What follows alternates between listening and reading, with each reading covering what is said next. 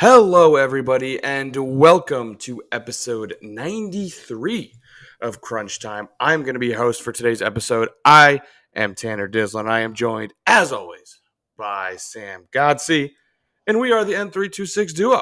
Sam, how you doing today?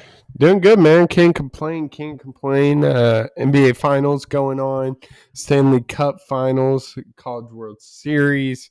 A lot of good sports going on right now. So happy to be here, man. Yeah, a lot of stuff, and I think a lot of us were concerned after game one of the NBA Finals, but our concerns have been dealt with. We will get into that a little bit more. We got some NBA talk. You'll see our abbreviated NHL talk. Big hockey guys as we break down every Yeah. second of the NHL Finals thus far, but we'll touch on hockey a little bit. And then we have the long-awaited return of a very special segment, one of our favorites. So make sure to stay tuned, to the end of the episode for that. Without further ado, Sam, let's go ahead and get started. As always, we're going to start with winners and losers. Sam, who you got as your winner of the episode? Yeah, Tanner. I mentioned the College World Series going on. It was regional play last weekend. And one guy dominated the entire weekend, and of course, as Trey Richardson of TCU coming out of that Fayetteville regional, and he took it to Arkansas to say the least. So Sunday they played. He went 5 for 6, 3 runs, 3 home runs, 11 RBIs. And the crazy thing about those 3 home runs is he had 3 home runs the entire regular season. College baseball plays 50 plus games, so that's incredible. And then he backed it up with another shot on Monday where they had to play Arkansas again. So between the two games, he went 6 for 11, 4 runs, 4 home runs, and 14 RBIs. So an absolute stellar weekend by Trey Richardson of TCU, helping them win the Fayetteville Regional and going to be playing Vandy. So what is that? 3 home runs in 50 some odd games, and then 4 in 2 games. Yeah. And those 4 home runs led to 14 RBIs. Oh, my bad. I didn't even say the best but part. Wait, there's more. 2 of his 3 home runs were grand slams. Sure. Of course they were, because why the hell not? And I misspoke. They actually play Indiana State. I don't know why I thought they played Vandy, but they're playing Indiana State in the Super Regional. So we'll have to see what Trey does in Super Regional. Yeah, I think all eyes are going to be on Mr. Trey Richardson. I just want you to. Everybody needs to hear that first game stat line: 5 for 6. 5 for 6, 3 runs, 3 home runs. 2 of those being grand slams in the first 2 innings, and 11 RBIs, and they won 20-5. And I'm pretty sure 11 RBIs is an NCAA record in one game. I mean, that shouldn't surprise you, but still a crazy stat. That's not bad. The boy absolutely raked this weekend, no doubt about that. But my winner of the episode. This is a rare time where these fans get to celebrate. Sam and I are 2 of these fans. Nice. There you go. Iowa fans are the winner of the episode. You know why, Sam? Because the leader of the entity that drives Iowa fans so crazy is, of course, athletic director Gary Barta, who is known for what, Sam? Nepotism, politics, and lawsuits. Yes, That's sir. what his era is defined by. And I will say defined by because it is officially over. Gary Barta has stepped down as the athletic director of the University of Iowa. Again, one more time. Gotta clap it up. Iowa fans, we truly deserve this. The bad man is gone for the second time in as many months, or not as many. Second time in like what, 2 months? Yeah. In as many months. Yeah, second time in as many months. The bad man is gone in my life. I am the LeBron meme, smiling through it all. Can't believe this is my life. Now, maybe another athletic director, which the interim athletic director, she was the athletic director for, I want to say, Ball State. Yeah, some mid-major. Yeah, and she has virtually no allegiance to a Kirk Ferentz or a Brian Ferentz. We love that. Hopefully, we may have some change coming in the near future. But this is just a great day. Great day. Hopefully, change comes with the University of Iowa program, and hopefully, the lawsuits go down to ideally 0. What do you think? I think 0 lawsuits would be a good goal to strive for, but instead, we've got a lot. Yeah, we have got a lot. But that just, again, great news. I remember I was at work, and when I heard it, there was a murmur in the office. A few of the Iowa fans actually, had a moment of celebration in the office. It was a great time. Yeah, I mean, I work at Iowa State, and yeah, he's a traitor. Even they were like, "Damn, it's about damn time." they were like, "No." Yeah. Oh, that's good stuff. That is good stuff. But I'm not a traitor. Hawks by 90. Hawks by 90. He still got it. He still got the the black and gold running through his veins. But Sam, who's your loser for the episode? Yeah. This actually broke today, and of course, it's a PGA Tour. Of course, that's so bizarre. So bizarre. If y'all didn't know, they agreed to merge with the Saudi-backed rival LIV. The LIV Tour, of course, came out of nowhere. It seemed like about a year ago. Obviously, if you watched, what is that show? What's the documentary? Full Swing. Full Swing. Thank you. That was kind of the big thing. You had guys like Phil Mickelson, Dustin Johnson, Brooks Koepka leaving, and the PGA Tour was like, no, you're never going to be allowed to play in another PGA Tour event. Label them as traitors. Get out of here, traitors.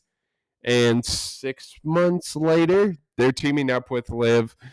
Kind of weird. It combines the commercial businesses and rights into new for-profit company.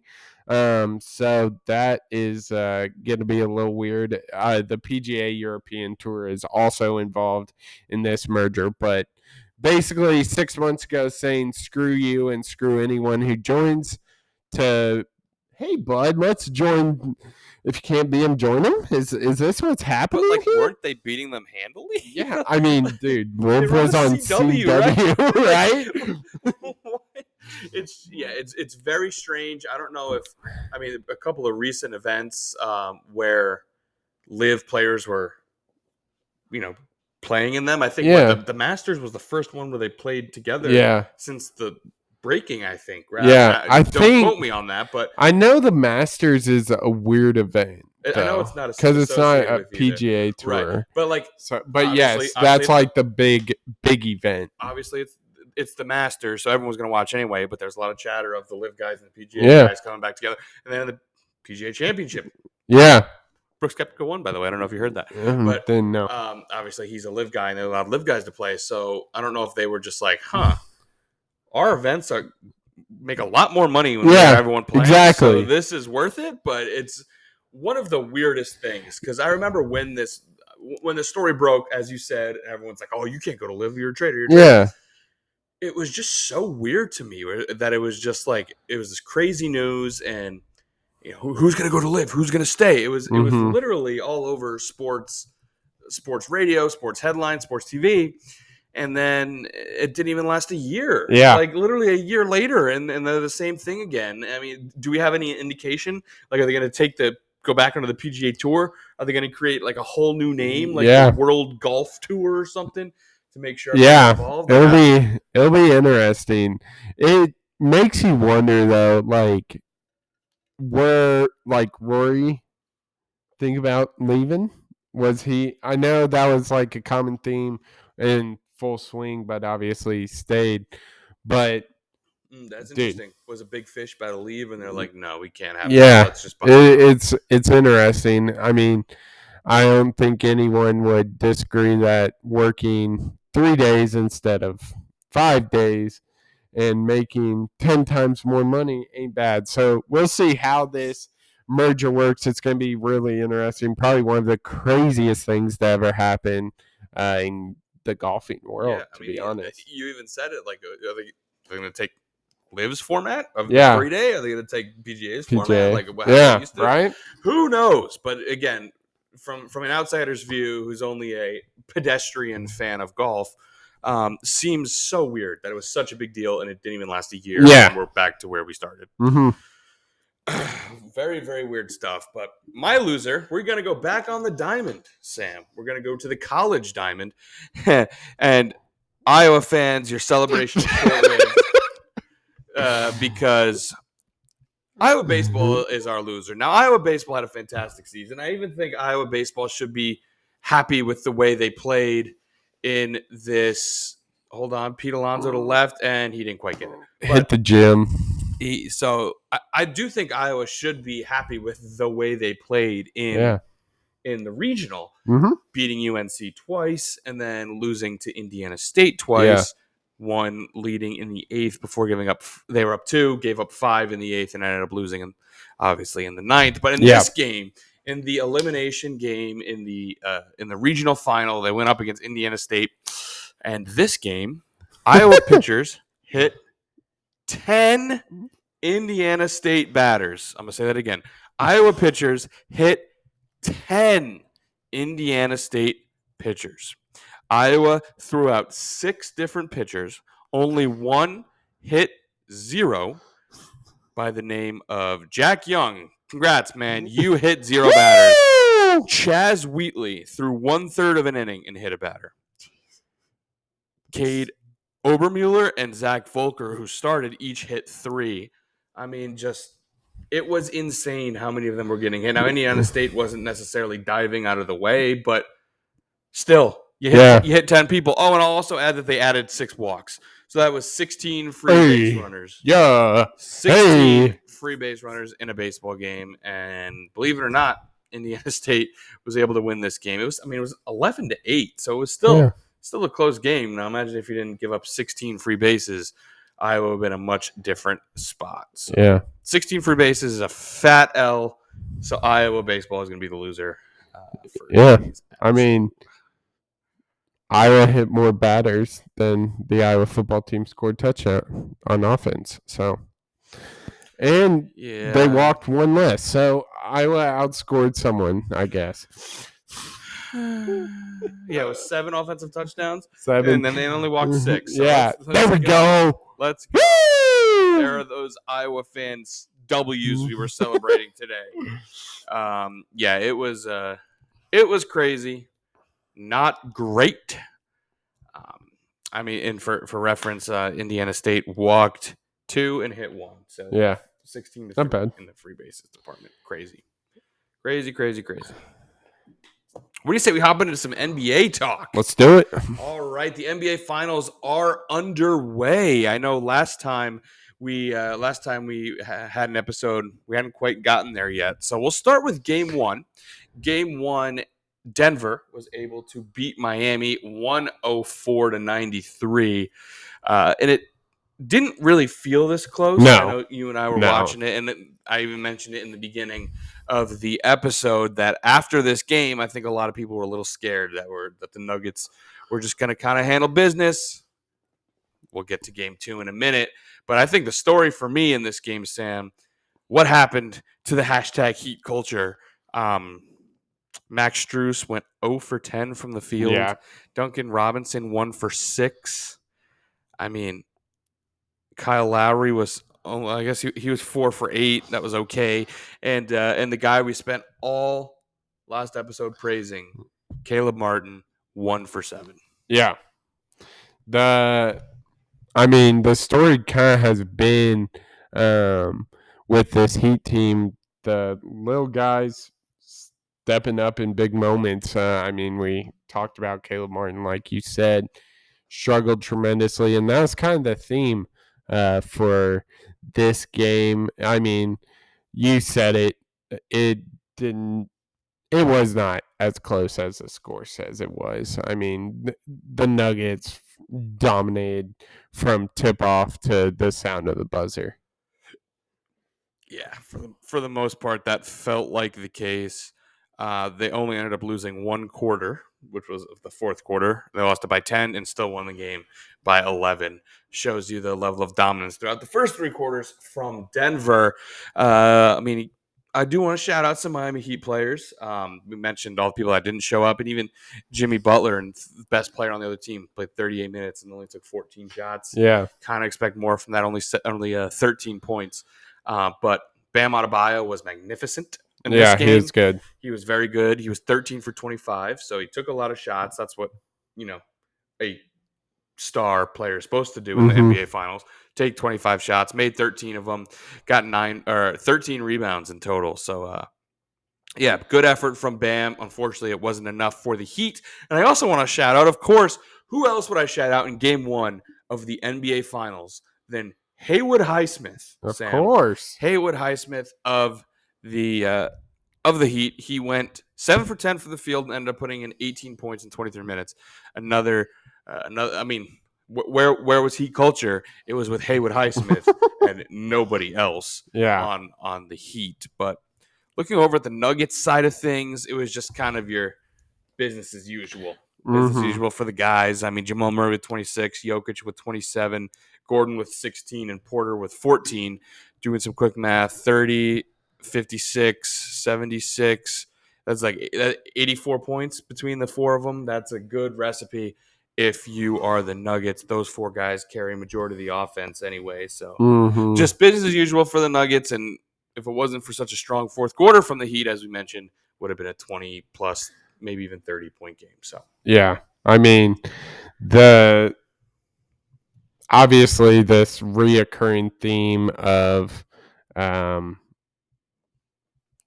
Jokic and Murray being the best guys on the floor. They have been so dominant. I mean, they became the third pair of teammates to each record 10 plus assists in a finals game. The other two being Michael Jordan and Scottie Pippen. that's not bad. And then Magic Johnson, James Worthy. James Worthy, I was not expecting to have him on the list, but and then another stat, they are two of the four players in NBA history to record 25 plus points, 5 plus rebounds, and 10 plus assists in a finals debut. The other two, Michael Jordan in 91 and Russell Westbrook in 2012. Wow. Yeah, so kind of crazy game. The one thing I do want to point out, though, is it seems like the Heat became very complacent in their offense. I mean, their complacency really cost them in this one.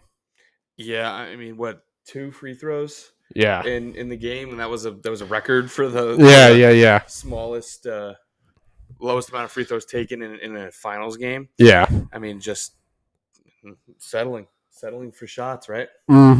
With we mentioned it before with 1 for 7 from Strus, or excuse me, 0 for 10 from Strus, 1 for 7 from Martin. That's 40% of your starting lineup. Shooting 1 for 17. Those are your shooters. So yeah, it's not a great way to start off the finals.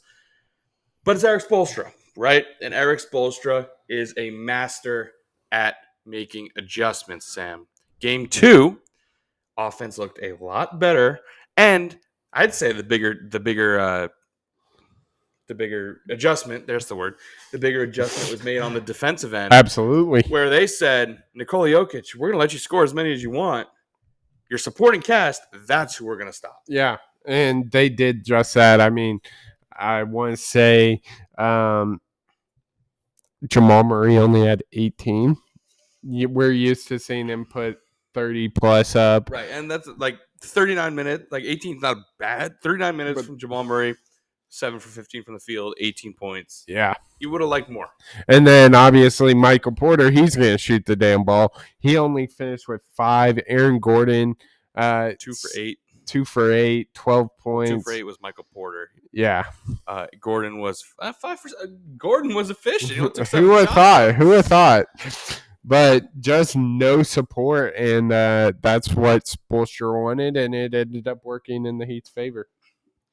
Absolutely sure did. One thing, Sam, I'm looking at the box score here. One thing I noticed, I guess I didn't realize it during the game, the Nuggets went 8 deep, right? Yeah. They had Jeff Green, Bruce Brown, and Christian Brown all come off the bench. Are you sure it's not Jermichael? I'm sure it's Jeff Green.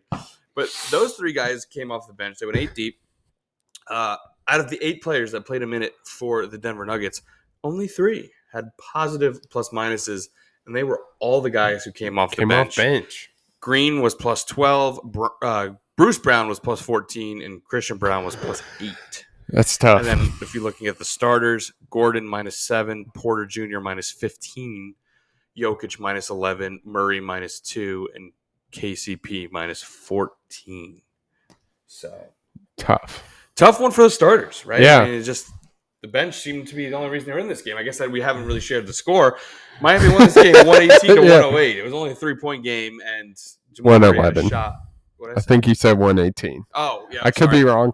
111, 108. My gosh. Yeah. 111, 108. And Jamal Murray had a shot at the end of regulation to tie it and just missed. Yeah. And that Denver Nuggets loss is their first loss at home since March 30th. Is that good? Against the New Orleans Pelicans. Is that good, dude? That's pretty good, but it's all altitude. Yeah. It's all altitude. It's all altitude. And it's funny, I'm looking at the box score here, and where I'm looking at it shows the records for how they were. Yeah. So it shows the Nuggets home record and the Heat away record. Mm-hmm. I mean, the Nuggets right now they went 34-7 at home. 34-7. That's tough. Altitude. And the Miami Heat tough to breathe. Miami Heat went 17-24 on the road. Not good. But guess what? They got one win, man. They're leaving Denver at a 1-1 split and heading back home. I'm sure everyone in Miami would have signed up for that, just from the beginning. So yeah, it was a crazy game. I think one guy I especially want to shout out with, and I think really turned the tides for this Heat team, is Duncan Robinson. We checked in for the fourth quarter, dropped a quick 10 points in the first 2 minutes, doing his best T-Mac impression, but absolutely in fuego to start the fourth. And that's kind of what cut down that Nuggets lead and made the comeback possible. Yeah, we talked about the disappearance of Heat culture in Game 1. It was back. It was back here in Game 2. You mentioned Duncan Robinson. Second half, Duncan Robinson at least being awesome. First half, Duncan Robinson left a little bit more to be desired. But, I mean, Gabe Vincent was the leading scorer for Miami. Mm-hmm. He went 8 for 12 from the field, 4 for 6 from deep. I mean, just that's what Gabe Vincent do. Yeah. That's what Gabe Vincent do, right? Jimmy Butler, though, got to talk about him as well, going 7 for 19. I know Miami won, but he has just not looked like the Jimmy Butler we're all accustomed to in the first 2 games of this series. Bam was awesome. He added another 21 to his, I think, 26 he had in Game 1. Shot 8 for 14, was efficient, 9 boards.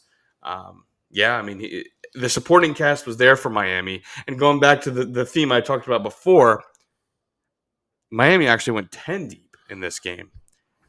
Duncan Robinson, Highsmith, Martin, Zeller, Lowry all came off the bench. And they were the only 5 to have negative plus minuses, while all of the Miami starters had positive plus minuses. Interesting. Starter advantage to Miami, bench advantage to Denver. Yeah. It's very strange. Yeah. Because it seems like that the Heat had their MO is bench. Yeah. If anyone had a starter advantage and a bench advantage, it feels like those would be the other way. Right? Oh, absolutely. I think what's interesting about Jimmy Butler is we've seen him put up phenomenal performances throughout his career in the playoffs. But it seems like this Heat team is just different. I mean, you have guys like Gabe Vincent, Caleb Martin in the Eastern Conference Finals stepped up big. Bam, who is one of the most underrated players in the NBA right now. I mean, you talked about his stat lines just in the NBA Finals. He's been doing it kind of all playoffs. But just having that supporting cast and not having to have Jimmy Butler go for 35, 40 points every night is why this Miami Heat team is here. And it's unique, to be honest. Usually superstar, you rely heavily when it matters most, and obviously the NBA Finals is where it matters most. Yeah, and I do want to touch on Bam Adebayo real quick because I mean he's been awesome to start the series. He's such a strange player to watch for me because I watch him play. He is undersized, but with his speed, athleticism, mid-range game, Yeah. there's no reason he shouldn't go for 20 and 10 a night. I Yeah. swear to you. But then sometimes he'll just disappear, and it's so confusing as to why that happens. But yeah, he's been magnificent to start, and that's the player that, as you just said, we know he can be, and boy, they're going to need it to beat the Denver Nuggets. Yeah, and I think in talking about this Miami Heat team, I think Steve Kerr actually put it perfectly on Draymond Green's podcast. He said, none of those guys on Miami are sitting there saying, well, I didn't play, or man, they just put in so and so. They're just all about winning. And I truly believe that statement perfectly encapsulates this Miami Heat run in this postseason. Yeah, I mean, it feels like that should be a notion that's like obvious to athletes, yeah, right. But I mean, NBA more so than others, Oh, even absolutely. in particular, where that's just not the case, and I don't really understand how we got here, but we are here. A lot of the times that's the case, but Miami showing exactly how sports are meant to be played, and the idea of the sum of the parts is greater than the whole. Yeah, right? Exactly. But anything else to add as we wrap up our NBA talk? I mean, this has been a great series so far. I expect it to be good. It's gonna be a chess match between Malone and Spoelstra, and it'll be interesting to see how that chess match plays out. Yeah, I could not agree more. That is 100% what I'm looking forward to most in Game 3 is how sorry, I just got distracted. Lindor just hit a 2-run home run, and the Mets take a 2-1 lead over the Atlanta Braves. But what I'm most interested in is definitely watching Michael Malone respond, right? Yeah. After Game 1, coaching advantage, Spoelstra. Yeah. Responded. Now Malone, it's your turn. Yeah. Definitely agree there. But that's going to wrap it up for our NBA talk. We're going to make a quick pivot over to the other championship series that is going on at the moment. Golden Knights are up 2-0 on the Poor Peas. The Poor Peas. Game one ending in a 5-2 Knights victory. It was 2-2 after 2 periods in the third. The Knights ended up winning that period 3-0 and just completely seizing control. And then in game 2, the Golden Knights just kind of dominated from the start. Jumped out to a 4-0 lead, was leading 4-0 at the end of 2 periods, and even added another 3 goals in the third period for good measure. So Golden Knights look really hard to stop right now, Sam. Yeah, definitely. I mean, outscoring your opponent when they only have 4 goals and you have, let's do some quick, 12 goals. If I did my math correct, it's just scary. Golden Knights look as good as they have all postseason, and that's a scary sight for Florida. Yeah, when you're Florida, right? You're literally the hockey's version of the Heat. You're the 8th seed. Yeah. You've defied all odds. You're going against the heavy favorite, number 1 seed in the West, I might add. Number 1 seed. Parallels are crazy. But you knew if Florida was going to win this, you needed Sergei Bobrovsky to just stand on his head all series long. Yeah. Like he has all playoffs long. Mm-hmm. And he was pulled in game 2 after giving up so many goals. I mean, that's 12 goals for the Knights in 2 games. Not great. Yeah, he's for struggling. the Peas. Yeah, He has been struggling. Not great for the Peas, but who knows? Maybe they head home. I will reluctantly remind you that the New Jersey Devils got absolutely pummeled in their first 2 games at home against the Rangers, or excuse me, first 2 games on the road against the Rangers. No, I lied. They were on the they were at home. Devils were at home. Rangers went in, beat the living tar out of them. Thought all was good. Devils responded. Yeah, taking that series in 7. So a lot can change, especially in hockey. That's talking hockey with nailed with it. us. Yeah, well, geez, can you tell we're puckheads? Puckheads. Can you tell we're certified Huge puckheads. Certified puckheads. But to wrap up the show, Sam, I'm excited. Are you excited? Of course. I'm excited. We have the return of, I'm sure you were able to guess it, the return of Mount Rushmore. Let's go. The season is pew, pew, pew. The season is upon us. We are excited. Our prompt for today, we are doing the Mount Rushmore of what ifs. Now, hold on. I know what you're all thinking. You've done what ifs before. You've talked about your Derek Roses. You talked about your Brandon Roys. Yeah. We've talked about all that stuff.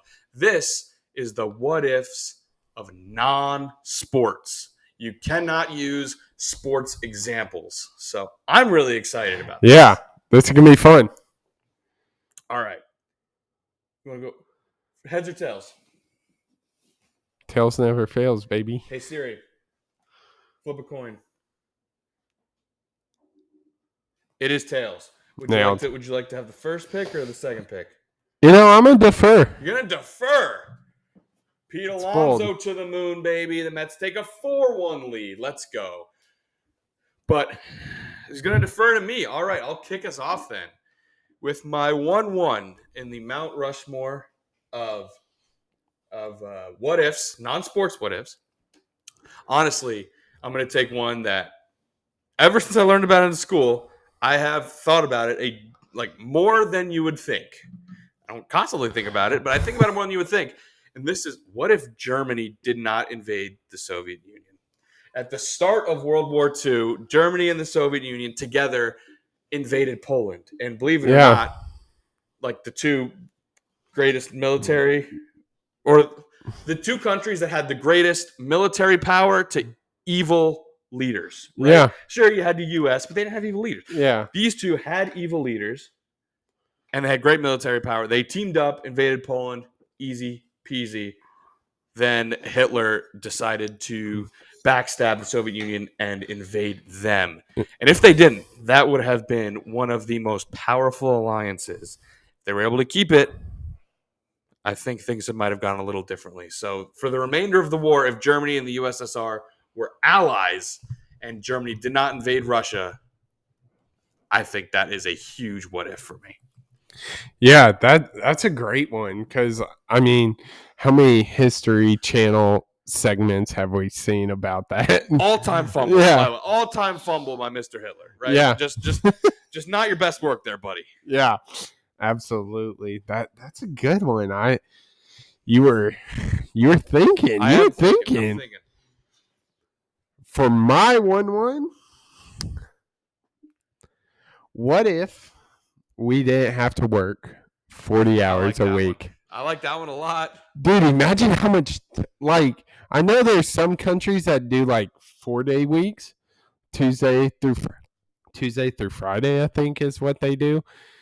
Imagine how much time you'd have on your hands. But then the flip side of me is dude, I'm already bored sometimes now. What am I going to do with all this extra time on my hands? Dude, that is a good point, because really one of your 2 weekend days it's not a weekend. Because you're doing laundry, you're going to the store, you're doing this, that, and you're cleaning your apartment, you're doing that. It's not a weekend. It's you get crap done. Yeah. Day and it's preparation for the next week. Yeah, exactly. So being able to do that on Monday while having 2 days of weekend, now that'd be electric. That would be something. Sam for president. You hear that, Sam? Let's go for president. Yeah, I like that one. That's good. Thank you. That's good. Now my Number 2. You know, as I was thinking about this, I was like, there's a lot I wonder what if. And I think this is most prevalent now than ever. What if streaming services like Hulu, Netflix, Max, not HBO Max, Max now, Max. Peacock, and all that never existed? It's just basic cable. Youch. Commercial filled lives. Youch. Yeah. I mean, not great. Living with you for as many years as we have, literally the only reason we really watch live TV is sports. Yeah. And you can even stream that now.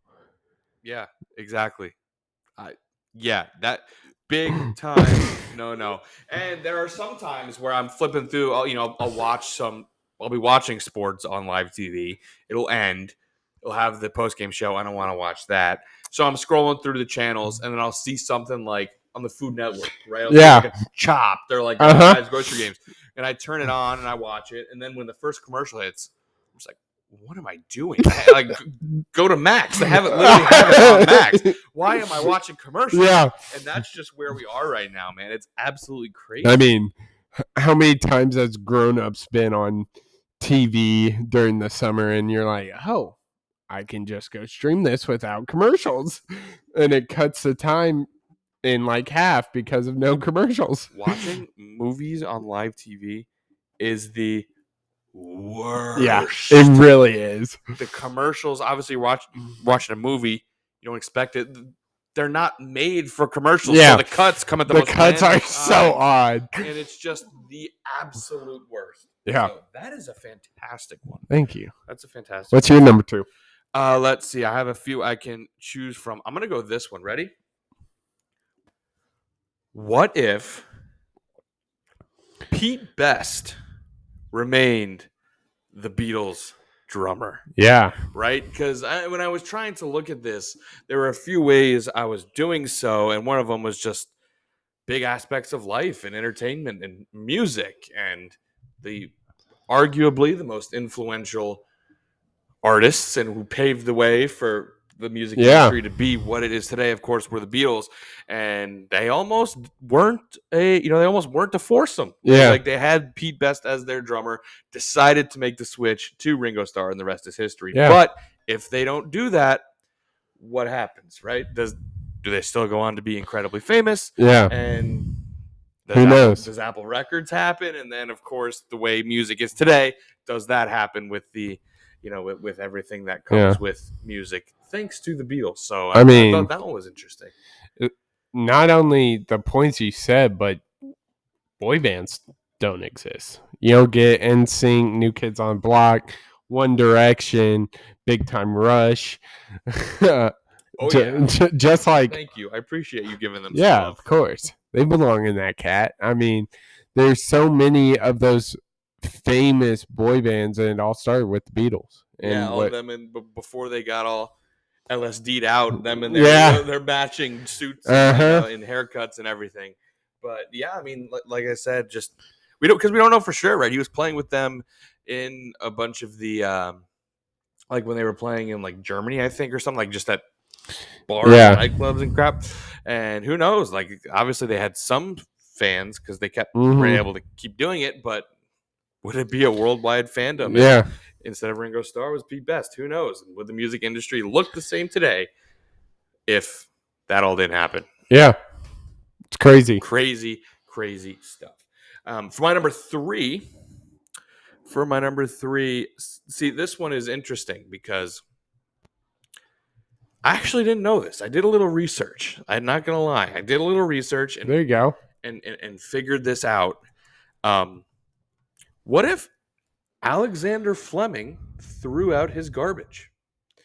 Do you know who Alexander Fleming is? No idea. Alexander Fleming is a scientist who is credited with coming up with penicillin, the first antibacterial substance that really spearheaded change in the medical industry.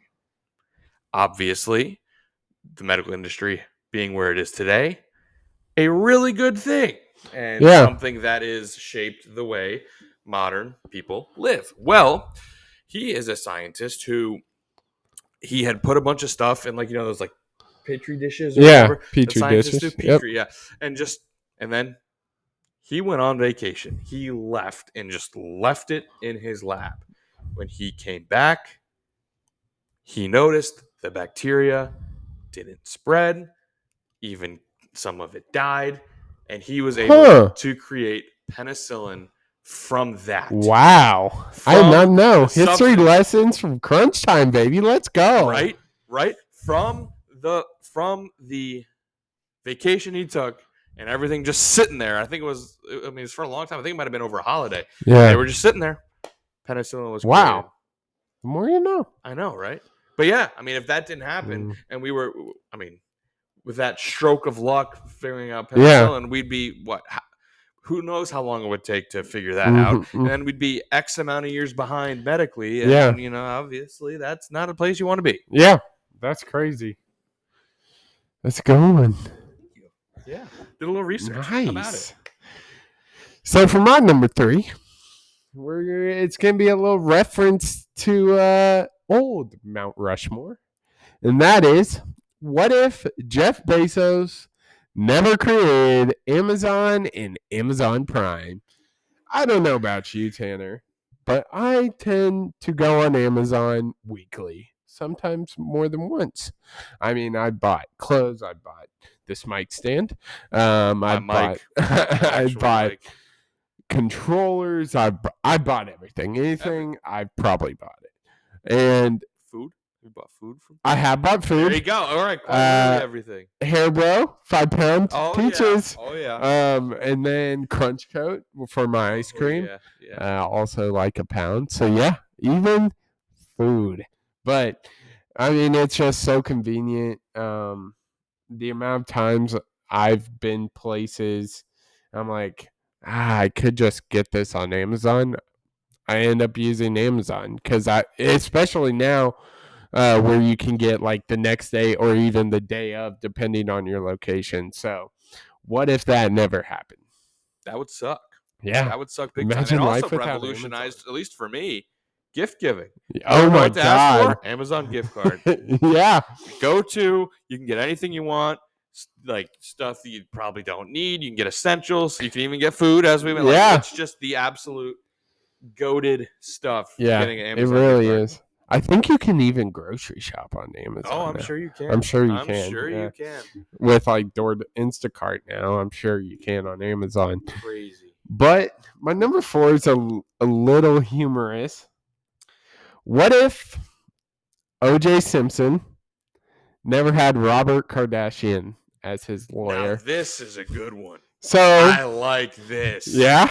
I like this. this. So in the 90s, obviously, the big trial with O.J. Simpson that we all know, especially being sports fans, Robert Kardashian was his lawyer. He is the father of Kim, Courtney, and Khloe. So that's kind of how the Kardashian name came into light. Obviously, with the big OJ trial, it made Robert even more famous. And basically, a lot of things happened. O.J. Simpson was obviously accused of murdering his wife, Nicole. Robert's wife, Kris Jenner now, was very close to Nicole, and she actually believed O.J. was guilty. So that was bashing. And then Kris divorced Robert and then married Bruce Jenner, now Caitlyn Jenner, and they had he had 4 kids, so that combined families, and then they had Kendall and Kylie Jenner, and then Kim Kardashian kind of got famous through Paris Hilton, who they partied together, so that's kind of how Kim Kardashian became into the limelight, and then obviously we really know the big reason why Kim Kardashian got famous. Bonk. Bonk, yes. An adult tape is what this website says. And then from there, we see the Kardashian show, their Dash clothing store in 2006, Keeping Up with the Kardashians. And then obviously Kim Kardashian just across the board being everywhere. Kylie becoming what she is, Kendall becoming the model she is, Kim Kardashian marrying NBA player Chris Humphries, another reason. And then obviously Kim marrying Kanye, which is a whole other spiel. But yeah, imagine if Robert Kardashian did not be thrown into the limelight with OJ's, would we even know who the Kardashians are That's today? what I'm saying. Like, think of any sort of pop culture that doesn't have the Kardashians woven into it. I know. Athletes, TV shows, music with Kanye West. Evidently, somehow that turned into politics. Yeah. Kanye West, like that. It's just the Kardashians' Law fingerprints school, because Kim Kardashian's a lawyer. I mean, the Kardashians' fingerprints are all over yeah, pop culture, and that's all because he won a pretty important case Yeah. that was in the public light. That's a good one. yeah, I like that. yeah. I appreciate it. I really like that. You got any honorable Well, I mentions? think I got one more. Oh, I got my my bad. fourth one. I can't My count. fourth one, Sam. What do you say we get a little deep? All What do you right, think? let's get deep, man. The one I have, and I have thought about this one a little bit. What if humans just didn't put such an importance on religion? Ooh, What if religion just wasn't a big part of human culture. life? Yeah, Right? Which we can have our discussions about whether or not that changes the moral compass of man. And that's not necessarily what I am trying to get at, which there probably is some sort of collateral damage there. But life today and just internationally, borders are where they are because those people usually shared the same religion. And cultures are what they are. Languages are what they are. Why are Greek people Greek? Like, what made Greece the country? Why did those people come together? Because they all believed in the same God. Yeah, that's why. The Roman why did the Romans? Because they all believed in their Roman gods. that one. Yep. And how many wars and just my like God. loss of life and even imperialism were carried out in the name of religion. Yeah. And what the world would live, and the winner of those wars being able to spread their religion because they were victorious, and how that all happened, and how, like, even in the world today of the ideal of Catholicism and how that spread, and a lot of the older religions throughout the world are just like now not as practiced anymore. Yeah. And how that all works together is just crazy to me. Yeah, that is and crazy. If that didn't happen, what would countries look like? Would there be countries? Would they just be like, I don't want to sound all, I don't know, what's the word? Conspiracist, conspiracist, but like, like the John Lennon song, like, wow, that was pretty apt. But like, imagine there's no, like, all that stuff. Yeah. Like, if there was no religion, would countries exist? Would there be like a million different languages? Like, how would this work?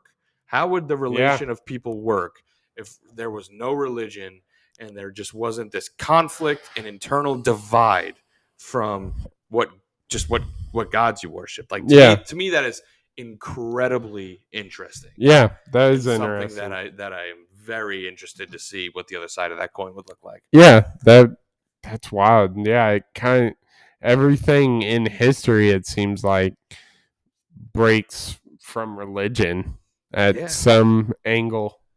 Totally, absolutely. Culture, geography, all that stuff, and again, just shapes how the world is today. Crazy. You have any honorable mentions? Yeah, I got a couple. One I think is just kind of funny due to my last number 4. What if Kanye never interrupted Taylor Swift at the 2009 VMAs.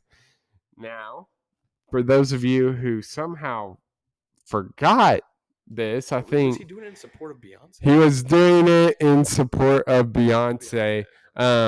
Taylor Swift, I believe, won Best Album of the Year, and Kanye runs up there being the typical Kanye we all know and love today. No. Yeah. We all know. He ran up and I'll let you talk, but Beyonce had the best album of all time. And it was like the craziest thing. Ran up there. I'll let you talk, but you didn't deserve it. Yeah. So. Yep. But yeah, what if that didn't happen? Do we see Kanye go down the rabbit hole? I mean, that was a peak of his career. I mean, he was dropping 808s and heartbreaks. Graduation album was around that time. Just so many bangers. Still bangers, regardless of the guy. But regardless of the clown. Would we see Kanye in the state he's in today? Who knows? That's a good one. Yeah, that's another the Kanye Kardashian. Yeah, that's just another branch to my what if OJ never had Rob? Yeah, so I have a few under the same umbrella. So I'm just going to hit all those really quick. Go for it. Just because one thing I find fascinating, and I've already got one under this umbrella, and that umbrella is just World War II. Yeah. Because in World War II is such the biggest example of the exact perfect storm for it to happen. Yeah. Because you have everything in World War One, and because of how World War One turned out and the way they handled post World War One Europe, that just led the way for the rise of fascism in Germany, and of course that led to the war. It's just absolutely crazy. Like one of these I have here is like, what if Woodrow Wilson wasn't sick? I don't know if Woodrow Wilson was sick during a lot of the Treaty of Versailles, the World War I treaty that was negotiated, and he was a big proponent of not just hammering down Germany for escalating World War I. He was sick a lot of the time, wasn't able to participate in those meetings. Yeah. Germany got obliterated, led to them looking for any sort of leadership. Enter Hitler. Another one. Do you know who Henry Tandy is? I do not. Well, Henry Tandy is a British soldier, and he made a decision. He made a decision that would cost over 6 million people their lives. His decision was he spared a young German soldier in World War I combat. He was unarmed, and Tandy had him in his sights. And he said, "You're not the enemy. Like, you yourself, you're not the enemy. You're only fighting for the enemy. I'm not going to kill you. You go." That was Adolf Hitler. Wow. He could have killed him in World War I, and Hitler would have died. Wow. Right? Simple decision like that. Wow. Simple decision like that. Let's see. Oh, and then of course, what if Japan doesn't bomb Pearl Harbor? Yeah. Would the U.S. get involved? Yeah. And if the U.S. didn't get involved, where does that leave the development of nuclear weapons? Right? I mean, obviously, the U.S. was pretty motivated to complete their nuclear weapons because they had just because they were in a war, and they were trying to end said war with the lowest total casualties. Yeah. Obviously, the world today is all. I mean, the notion of mutually assured destruction. You bomb me, I'll bomb you. The world will end because we all have atomic bombs. Yeah. If Japan had bombed Pearl Harbor, would that be the case? Wow. I don't know. That's interesting. Yeah, and I think those are all the World War II ones I have. Those were all interesting. I did not know about the young Adolf Hitler. I remember because, as I said, I was doing some research earlier, and I didn't know the specifics of, but that rung a bell. That I remember someone saved his life during World War I, and wow, yeah, that's crazy. You have any more? Yeah, I got two more. A little on the lighter side, I have to admit. One of my honorable mentions is what if Vine app never existed? For those of you who don't know, Vine was TikTok before TikTok existed. It's the reason TikTok exists today. It's the reason YouTube Shorts exists today. It was the first short Instagram Reels. It was the first short media app out there, and everyone knew about. I mean, I'd say at its peak, it was more popular than TikTok. It's close, but I think because Vine did it first, it's a little different. But everyone had Vine. Everyone knew all the memes that come with it, and I don't know if TikTok becomes a thing, YouTube Shorts becomes a thing. If we didn't see the success Vine had, it brought a lot of celebrities. I know Luke Combs actually started on Vine, which is kind of wild, being the country superstar he is today. But yeah, what if Vine was ever created? I like that one. One. You have any others? Yep. And my last one kind of intertwines with the whole stream media thing. It's kind of been a theme of mine. What if we never had Spotify and Apple Music? Don't say that. CDs galore. That's say what that. I mean. We still would have had like iPhones. iTunes. The iTunes store paid 99 cents. Yeah, I think it's a song. Yeah. LimeWire. Oh, shit, that was 99 cents back in like 2000. Yeah, it's probably like $8 there. Yeah. But yeah. LimeWire, of course. LimeWire. MP3. Yeah. Problem is, though, I probably like spend way more money on replacement computers because I keep getting viruses on my computer from the YouTube to TV to download all that stuff. But yeah, I mean, how many times have you been? Your buddy plays a song and you're like, "Oh, what song is this?" "Oh, let me just look at my phone." And "Oh, you don't want to search it? Here's a QR code to scan it." It's just crazy. Send it to you I can text. send it to you. Click the link and it brings. Since you also have Spotify, you can click the link. Yeah. And it's all or I can just share my playlist with a bunch of these songs by this artist. What? You and I have the same taste. Oh, what? You and I have the same music taste? We can create a blend and have like our own music, each in our own playlist that we can listen to. Yeah, both of us are on. So yeah, that's crazy. It's crazy. Just the technology and the music industry and all that stuff. Yeah. Wow, that's pretty crazy. I didn't even think about that one. But I have two more, and of course, it's me. Had to take a step into some of the just say it, nerdy shit. Nerdy stuff. I'm trying to think of another word. I can't. So I'm just gonna call it what it is. But we're gonna start off, ready? So I mean, what if Voldemort chose Neville Longbottom, right? Because I mean, in Harry Potter: The Prophecy, someone born will defeat him. It was either Neville or Harry. He decided it was Harry. Went and killed the Potters. You all know how that goes. If you've seen or read Harry Potter, you all know how that goes. Snape gets involved, yada, yada, yada. Dobby doesn't die.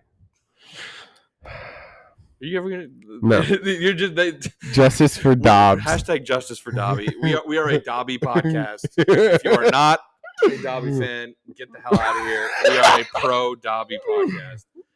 But, yeah, but I mean, even if things did work out the same, and he chose Neville, would the books or the shows or the movies be as good if it was following Neville Longbottom?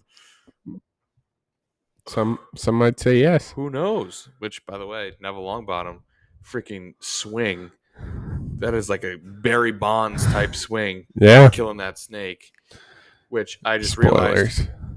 Okay. Well, I think we hey. Someone might be out there. Okay, well, it's okay. Sorry if I just spoiled that for you, but there will be spoilers from here on out for other stuff too. But yeah, I mean, I guess I just noticed that the what was the word? The prophecy was that one of them would kill Voldemort. Everyone thinks it's Harry. The last Horcrux was killed by Neville. prophecy. Bam. Most underrated wizard of all time. Some are saying that conversation has started. Yeah, and start here. Crunch You time. know what? Screw it. We're a Neville Longbottom cast too. Neville and Dobby, let's go. The dynamic duo. The dynamic duo. But we're not going to talk about your love for Snape, but dude, Snape is a goated character. The true hero, dude. Shit he went through. Dobbs? He sacrificed it. I guess. Dude, Snape watched the person he loved. But Dobby said, Harry Potter. Not Harry Potter. Dobby was happy to be there with Harry Potter. but I mean, Snape he watched the woman he loved fall for someone else, watched him have a kid, watched her die, lived the rest of his life in that pain, lived the rest of his life with others looking at him as like a traitor and just a bad person, and then his decision to kill Dumbledore, which Dumbledore, again, sorry, spoilers, which Dumbledore told him to do, and then he did that, and all of his peers were like, yo, why'd you do that? Like, you suck, you're a horrible person. When in reality, he was the best person out of all of them. Snape is the true hero of Harry Potter. Sorry, I had to say it. But and Dobby. What? And Dobby. And Dobby and Neville Longbottom. Harry, what are you good for? But that's talking Harry Potter with the boys. Do you think we'd go on that? Or I'd go on that. I don't know, you went on that a little bit. It wasn't just me on that tangent. But another one, of course. Sam, you know this one. Of course. What if Qui-Gon Jinn won the Duel of the Fates? Duh! Dude, think about all the time. People are asking if he was able to kill Darth Maul, he would have been Anakin's master. It wouldn't have been Obi-Wan. And then that famous line, instead of "You're my brother, Anakin," could be like "You're my son, Anakin." You're my homie. Father, son. Exactly what Holy Anakin Spirit? needed. What's that? No. Holy Spirit? That's quality. Oh, man, we're losing our minds here today. Fourth pig does Some that. technical difficulties caused us to get a little delirious. But, yeah, and then, I mean, Palpatine still had Order 66. So, Sam, I want to get your thoughts. Like, if he declared Order 66 with Dooku as his apprentice, and Anakin was still a Jedi, like, how would that have worked? Dude, the world may never know. The world will never know. Maybe they make a new one. Maybe they make a Star Wars What If. Oh, produced by Crunch Time. Produced by Crunch Time. Let's go. Oh man, what a tangent! But yeah, I mean that's gonna wrap it up for our Mount Rushmore. I think we nailed this one. We nailed it. Absolutely. It took 4 times, but we got there. Okay, but here's the deal: if you learned something today, listen to this episode. You have to like. You have to subscribe. You have to leave a comment. You have to, because that's what we do. That's what Crunch Time do. Yes, sir. That's what Crunch Time do. Covered a lot of bases in this one. I like that. I thought this was a good one to start with. General, a lot of topics, and I think we did just that. So I'm happy with it. I'm happy with pop culture, history, music, medicine. We hit it all. Everything. Absolutely everything. Harry Potter. Justice for Dobby. That's going to do it for us. You can follow Sam at... Yeah, on Twitter, you can follow me at SamGodsey29, and then on Instagram, Sam_Godsey21. You can follow me on Twitter and Instagram at TDislin22. You can follow the podcast at CrunchTime_pod at Twitter, TikTok, and Instagram. That's where you're going to do a lot of the communicating with us. I know Sam on his personal accounts, and on the podcast account, we're always asking for questions. We want to hear from you. Is there a Mount Rushmore that you want us to do? Who do you think is going to win the finals? Who do you think is going to win the Stanley Cup? We always answer questions at the end of the episode. Let us know if you're Team Dobby or Team Snape. I mean, or if you're Team Potter or Team Longbottom. I mean, they feel like the answer is obvious, right? I mean, it's Team Snape and Team Longbottom. Oh, disagree. What is it? Harry Potter and Dobby. Look, I love Dobby. Snape is the goated Harry Potter character. It's just the way it is. Any comments on that, or are you just gonna plead the fifth? Dobbs, bro. It's just Dobbs, bro. Dobbs. But we do like to be known. Yes, Snape is my goated character. We are #Team Dobby. We are Dobby Podcast. Hopefully you guys are too. The clock has run out on this episode, and we'll see you in the next one on Crunch Time. Yar. minute and a half.